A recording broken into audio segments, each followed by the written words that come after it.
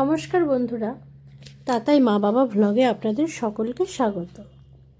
আমি আজ নিয়ে এসেছি আপনাদের সামনে ডিমের একটি অত্যন্ত লোভনীয় রেসিপি। আজ আমি আপনাদেরকে ডিম ভাপা কেমনভাবে তৈরি করলে সবাই চেটেপুটে খাবে সেই রেসিপিটি আপনাদেরকে দেখাচ্ছি। আর তার জন্য আমি এখানে নিয়ে নিয়েছি 4টে ডিম। আর ডিমগুলোকে এখন আমি একটি পাত্রের মধ্যে ফাটিয়ে নেব।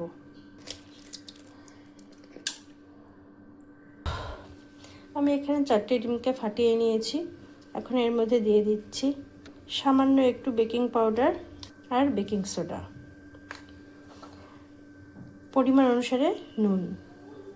এখন আমি এগুলোকে একটি কাঁটা চামচের সাহায্যে ফেটিয়ে নেব। ডিমটাকে আমার ফেটানো হয়ে গিয়েছে।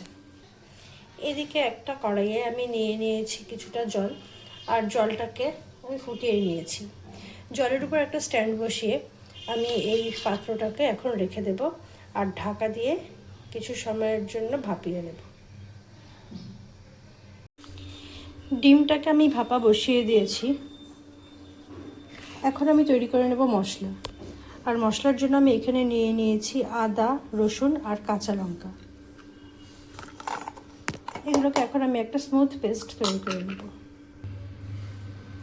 আমি এখানে একটা পেঁয়াজকে মিহি করে কুচিয়ে নিয়েছি।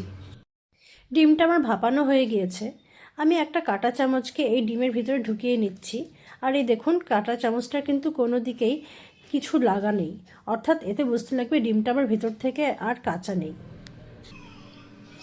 ডিমটা ঠান্ডা হতে হতে আমি মিক্সি বাটিতে আরেকটা পেস্ট তৈরি করে নিচ্ছি।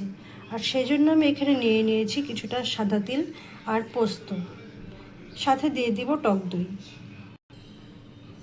এবার এই তিনটারও আমি একটা স্মুথ পেস্ট তৈরি করে নেব। ডিমটা ঠান্ডা হয়ে গিয়েছে, আর আমি দেখতেই পাচ্ছেন এইরকম করে একটা জায়গাতে কেটে নিয়েছি। এখন বাকিগুলোকেও আমি এরকম করে কেটে নেব। আপনারা চাইলে ছুরি দিয়েও কেটে নিতে পারেন।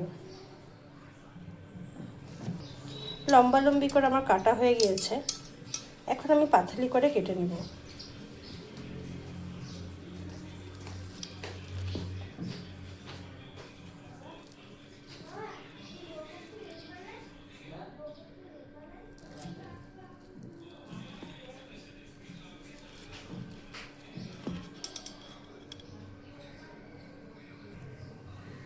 ডিমগুলোকে আমি তুলে নিয়েছি। এই দেখুন কতটা সফট হয়েছে।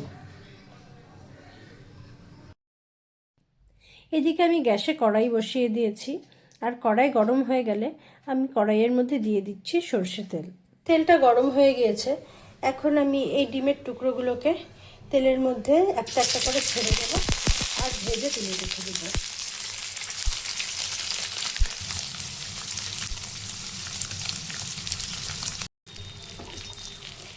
এপাশ ওপাশ করে আমি ডিমগুলোকে ভেজে নিয়েছি। এখন এই ডিমগুলোকে তুলে নেব আর বাকি ডিমগুলোকেও ভেজে নেব। ডিমগুলোকে তুলে নিয়েছি। এখন আমি দিয়ে দিয়েছি আর একটু সর্ষে তেল, আর তেলটা গরম হয়ে গেছে, তাই আমি এর মধ্যে দিয়ে দিচ্ছি জিরে ফোড়ন আর শুকনো লঙ্কা।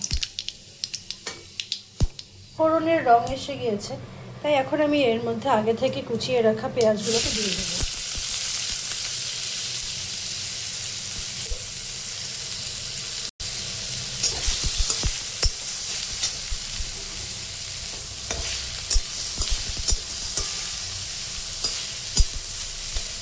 পেঁয়াজটা আমি বাদামি করে ভেজে নিয়েছি।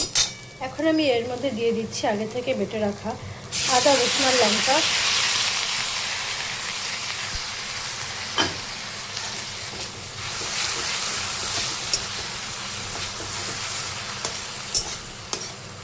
এটাকেও এখন আমি একটু ভালো মতন কষিয়ে নেব। আদা, রসুন, লঙ্কার কাঁচা গন্ধ চলে গিয়েছে। এখন আমি এর মধ্যে বেটে রাখা তিল আর পোস্ত দিয়ে দেব। আপনাদের বলে রাখি, আমি কিন্তু টক দইটা এর মধ্যেই ছেড়ে দিয়েছিলাম।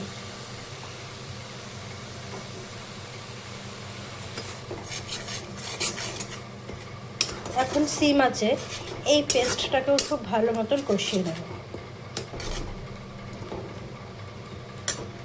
তবে তবে তার আগে আমি এর মধ্যে দিয়ে দিচ্ছি সামান্য হলুদ আর লঙ্কা গুঁড়ো।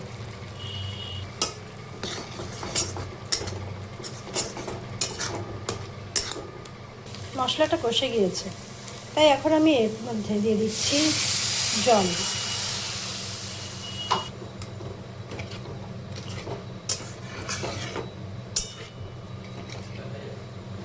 এবার আমি এর মধ্যে দিয়ে দিচ্ছি স্বাদ অনুসারে নুন, সামান্য চিনি।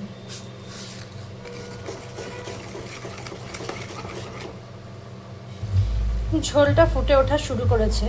এই মুহূর্তে আমি আগে থেকে ভেজে রাখা ডিমগুলোকে এর মধ্যে ছেড়ে দিলাম।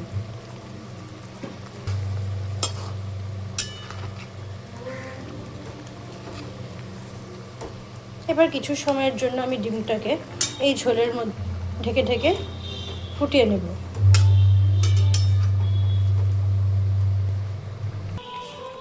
খুব ভালো মতন ফুটে উঠেছে ঝোল।